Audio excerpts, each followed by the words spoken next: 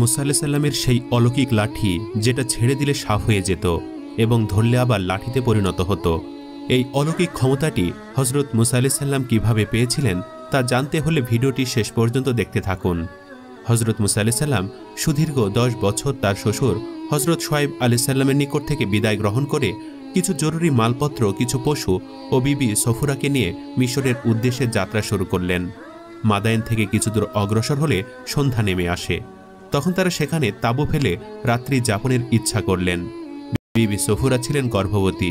প্রতিমধ্যে তার প্রসব বেদনা শুরু হয়ে যায়। হযরত মুসা আলাইহিস সালাম এই অবস্থা দেখে চিন্তিত হয়ে পড়লেন।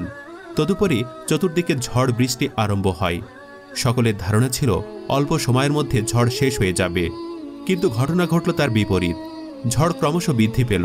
ঠান্ডা বাতাসে সকলে কাঁপতে আরম্ভ করল, কিন্তু সঙ্গে আগুন জ্বালানোর কোনো ব্যবস্থা ছিল না, যাতে করে তারা এক ভয়াবহ সমস্যার সম্মুখীন হল। হযরত মুসা আলাইহিস সালাম এখন তাঁবুর বাহিরে এসে চারিদিকে তাকিয়ে দেখছিলেন কোথাও আলো আছে কিনা। দূরে দেখলেন পাহাড়ের উপর অনেকগুলো বাতি জ্বলছে। তখন তিনি সেখান থেকে আগুন সংগ্রহের আশায় সেদিকে রওনা দিলেন।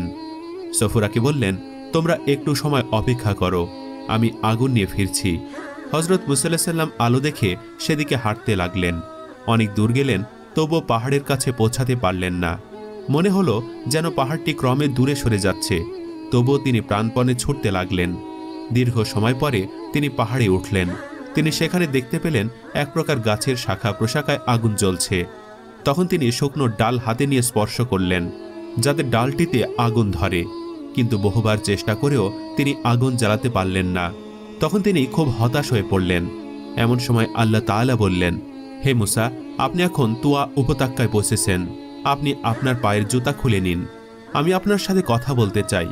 আপনি গাছের শাখা প্রশাখায় যে আলো দেখতে পাচ্ছেন সেটি আগুন নয়, সেটি আমার নূরের উজ্জ্বলতা মাত্র। আমি আপনাকে আমার নবী হিসাবে পছন্দ করি। অতএব আপনি পাঠ করুন, লা ইলাহা ইল্লাল্লাহ মুসা কালিমুল্লাহ। অতঃপর আপনি সর্বদা আমার কথা স্মরণ করুন এবং নিয়মিত সালাত আদায় করুন। সমগ্র পৃথিবীর মানুষকে এই কালেমার দাওয়াত দিন। পৃথিবীতে আল্লাহর আইন প্রতিষ্ঠার লক্ষ্যে জিহাদ করুন। হযরত মুসা আলাইহিস সালামের হাতে ছিল একটি লাঠি। আল্লাহ তাআলা হযরত মুসা আলাইহিস সালামকে প্রশ্ন করলেন, হে মুসা, আপনার ডান হাতে ওটা কি?